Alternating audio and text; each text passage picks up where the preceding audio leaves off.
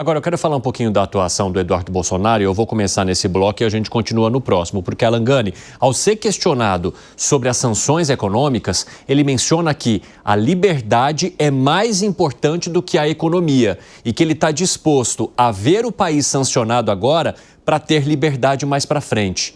É um discurso perigoso no teu ponto de vista? Aquela pitadinha. Eu não concordo com esse discurso, primeiro que eu acho inócuo.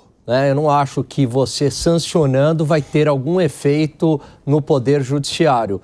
Eu não conheço nenhum caso na história, pelo contrário, você sanciona os países dobram a aposta e continuam sancionados. Então você não tira lá o Maduro, não tira o líder do Irã, você não tira o Putin, você não tira o Xi Jinping, não. Continua do jeito que está. Então sanções econômicas eu vejo que não resolvem.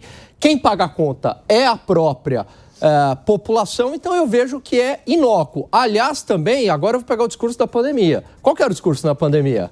Economia era mais importante, né, do que a saúde, não é isso? Então eu continuo mantendo a minha coerência aqui, que economia é muito importante e os mais pobres não podem pagar a conta. Que sancione individualmente as pessoas, mas não o país inteiro. Sim. Vamos lá agora falar mais uma vez sobre as declarações de Eduardo Bolsonaro a respeito da maneira como ele tem atuado nos Estados Unidos e de possíveis novas sanções ao Brasil.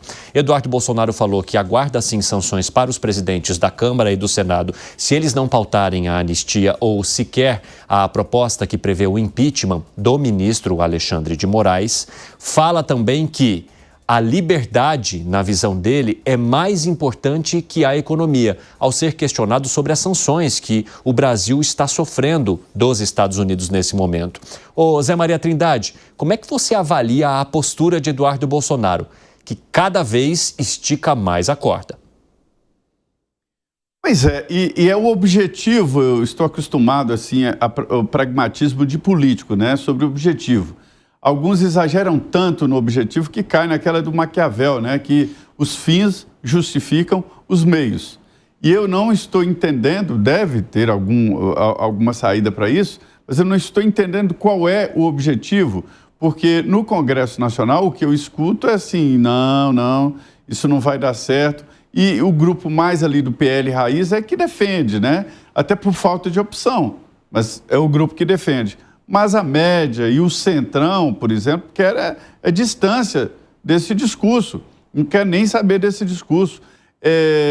A liberdade o ex-presidente Jair Bolsonaro não foi nem julgado ainda. Ele já está considerando que o ex-presidente é um condenado.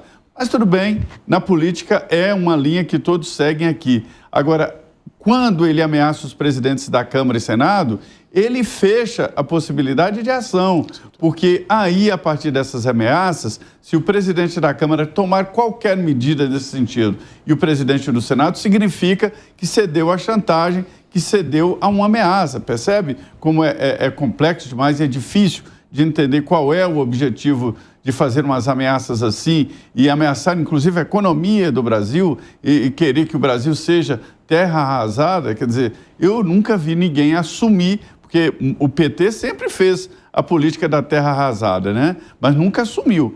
Agora não, o Eduardo Bolsonaro fala claramente que quer assim. Exatamente. Agora, o Bruno Musa, o deputado Eduardo Bolsonaro foi questionado sobre o saldo político dessa história toda. E ele disse que não está interessado também em perdas políticas porque ele está lutando pela liberdade do país. Mencionando que ele espera dessa maneira que o país não se torne Cuba ou Venezuela. Essas comparações que o deputado Eduardo Bolsonaro já utilizou em outras ocasiões. Como é que você avalia esses riscos que ele menciona do país caso não houver, né, uma mudança drástica que ele busca, que a gente se tornaria países parecidos, com um país parecido com estes, Cuba e Venezuela, e que, inclusive, vale tomar sanção econômica em busca de uma liberdade. Porque o que ele diz que há aqui hoje no país, e movimentado por Lula e por Alexandre de Moraes, é uma ditadura. Vamos lá, Evandro. Eu estive 3 vezes na Venezuela, estive 2 vezes em Cuba, então eu consigo falar com um certo conhecimento de causa. Cuba é diferente, que era em 1959, você tinha um mundo ainda completamente diferente, mas em 1998 você tinha aquele clamor pela esquerda, ainda acreditando naquelas ideias utópicas de igualdade, né? Pois bem, o que aconteceu na Venezuela foi, quando você pergunta para os próprios venezuelanos lá, e a gente documentou isso através do documentário, todo esse processo começou pelo judiciário. Então, na minha opinião, o que fez de diferente o Brasil da Venezuela, da Bolívia, por exemplo, né, que o Evo Morales, quando foi eleito em 2005, depois em 2008 ele expulsou a DEA, legalizou a folha de coca, ele acabou nacionalizando os recursos naturais. No Brasil, eles não conseguiram chegar nesse nível, mas os excessos do judiciário começaram a acontecer claramente nos últimos anos, talvez desde 2019, que foi exatamente o mesmo processo inicial nesses países. Eu concordo que há uma independência no judiciário, como o Piperno falou, mas vale lembrar que o Lula indicou o advogado dele para o STF. Vale lembrar também que o ministro da Justiça, que era ministro do STF, se tornou ministro da Justiça do governo. Então, as coisas, apesar da independência no papel, é a mesma coisa do Banco Central. Quem indica o presidente do Banco Central e os diretores do colegiado? O presidente. Então, eu questiono um pouco dessa tal independência, né? Então, dito isso, eu acho que demanda um cuidado. Quando você tem do outro lado, Evandro, alguém que está puxando a corda, dificilmente você consegue fazer negociações com quem não tem limite moral algum. Então, chega um momento que a forma como eu vejo como economista determinados momentos, a dor de curto prazo se faz necessária para um avanço maior e sustentável no longo prazo. Eu concordo... Que você concorda, então, com a atuação do Eduardo Bolsonaro? Não em tudo, mas eu acho que se ele está jogando no jogo contra o ministro do STF, que muitas vezes pratica todos os excessos, se ele tentar ir na conversa, na atual conjuntura que ele já se encontra, que se ele volta para o Brasil, provavelmente ele vai preso, ele não tem outro caminho. Então eu acho que os dois lados aqui, eu estou tentando fazer uma análise fria, os dois lados aqui puxaram a corda e muito e não tem ponto de não retorno. Mas para mim, quem iniciou isso claramente foi o judiciário brasileiro. Agora uma última pergunta, Bruno Musa, sobre essa menção de Eduardo Bolsonaro de que a liberdade é mais importante que a economia e que vale uma sanção para obter uma liberdade depois. Como é que você avalia esse trecho? É uma fala perigosa ou necessária? Olha, eu acho que é os dois. Ela é perigosa, mas ela também é necessária, porque se você não tem liberdade, em algum momento isso vai afetar a economia. Porque a intromissão, as interferências de uma economia que é planificada centralmente, que sempre deu errado na história, ela inevitavelmente acaba transbordando para o lado econômico. Portanto, ela se faz necessária, mas é perigosa ao mesmo tempo. Então, eu acho que a liberdade é um conceito amplo, mas você não tem uma economia plena se você não tem uma liberdade. Ô Piperno, você entende que haja hoje um desequilíbrio entre as instituições que colocam em risco a nossa democracia e, inclusive, a nossa economia? Bom, Bruno, uma das críticas que eu faço em relação à forma como a direita lida com essa questão do judiciário do Brasil é porque muitas vezes, eu já ouvi aqui nesse programa, em outros, em vários outros veículos, essa questão, por exemplo, do Lula ter indicado, enfim, o ministro Flávio Dino para o STF. E eu acho que, com todo respeito a quem faz isso, eu acho que isso, do ponto de vista intelectual, é muito falho. Porque, vejam só, é verdade, o Lula indicou para o STF o ministro da Justiça dele. O presidente Bolsonaro indicou para o STF o ministro da Justiça dele, André Mendonça. O presidente Temer indicou para o Judiciário o ministro da Justiça dele, Alexandre Moraes. E eu já fiz aqui nesse programa também uma crítica a essa permissividade que o Brasil há muito tempo não combate, que é a de um presidente de turno indicar para o STF integrantes do governo dele. Eu sempre fui contrário a isso. Então, o que o Lula fez, o Bolsonaro fez, o Temer fez, o presidente Fernando Henrique Cardoso lá atrás, quando indicou o Gilmar Mendes. Foi uma crítica ao sistema político, dessa forma que você está falando. Então, o presidente Lula não é nem mais e nem menos culpado em relação a esse quadro do que os seus antecessores. A regra é essa, e eu acho que essa regra talvez a gente tenha que pensar em mudar. Perfeito. Mais importante do que mudar o ministro, o impeachment e tal, talvez seja no futuro pensar em mudar essa regra. Eu acho que esses senadores que estão brigando aí para tentar tirar o Alexandre de Moraes, eles na verdade deveriam tentar excluir essa regra desse ordenamento. Agora, eu também acho que o deputado Eduardo Bolsonaro, com todo respeito, se existe uma coisa em relação à qual eu acho que ele não tem lá muitas credenciais para se manifestar, é sobre liberdade.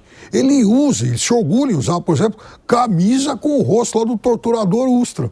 Ele falou aquela história lá de que para derrubar o STF precisaria não mais do que um jipe e um cabo, ou alguma coisa do tipo. Então, veja, eu acho que ele, na verdade, assim, digamos, um representante aí desse neomacartismo americano e só isso. Agora, Zé Maria Trindade, só para a gente arrematar o nosso debate, ele manda um recado também para os presidentes da Câmara e do Senado e diz: é necessário pautar projetos como o da anistia e também pelo menos deixar que, a partir das assinaturas recolhidas, o impeachment de Alexandre de Moraes seja discutido e debatido no Senado. Como é que você acha que os presidentes da Casa vão receber ou receberam essa mensagem?